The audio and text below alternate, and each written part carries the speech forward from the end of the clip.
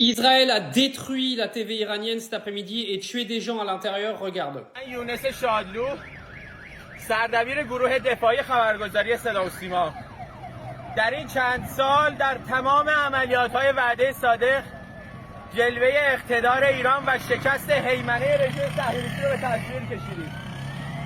اینجا سازمان صدا و سیماست، مرکز فرماندهی جنگ رسانه ایران و مرکز به قدرت کشیدن تصویر اقتدار ایرانی و ایرانی جماعت و شکست هیمنه رژیم کودک کش صهیونیستی.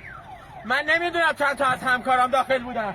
من طبقه اول بودم بمباران شد. نمیدونم چند تا از همکارام شهید شدن. نمیدونم چند نفر مجروح شدن. گفته بودن تخلیه کنیم منطقه اسرائیل، اما همه تا آخرین لحظه وایسن تا تصویر اقتدار ایران رو به جهان نشون بدن. چیزی که رژیم صهیونیستی نمیخواد. این ثمره نخواستنش. فکر کرده سازمان صدا و سیما رو بزنه چی میشه؟ بدترش رو میبینید. Alors vous avez sûrement vu la vidéo de la présentatrice iranienne au moment de l'attaque, donc elle est saine et sauve. Par contre, il y a des morts à l'intérieur de cette attaque. Donc quand Israël vient vous expliquer qu'ils ne visent pas les civils, ce sont des mythos, parce qu'ils savaient très bien qu'à l'intérieur de la TV iranienne, il y avait des civils, ils en ont encore tué, et des centres de TV ne sont pas des centres nucléaires. Apparemment, Israël a dit qu'ils attaqueraient que les bases nucléaires et les bases d'uranium, donc vous êtes encore une fois en train de mentir au monde entier, mais c'est pas grave, continuez, parce que de toute façon, on sait qu'Israël va de toute manière à un moment donné remporter cette guerre avec l'Iran, on n'est pas débile, on sait très bien que Israël aujourd'hui soutenu par le monde entier est beaucoup plus puissant que l'Iran, qui est aujourd'hui soutenu par personne.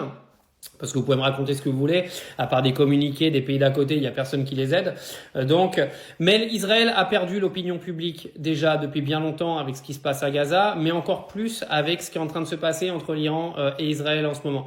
Et ça, moi, j'en suis content. Parce que on nous fait passer Israël pour un pays de gentils, alors que c'est un pays de terroristes. Les gouvernants en Israël aujourd'hui sont des terroristes. Ce sont des gouvernements d'extrêmes qui sont en train de commettre des génocides.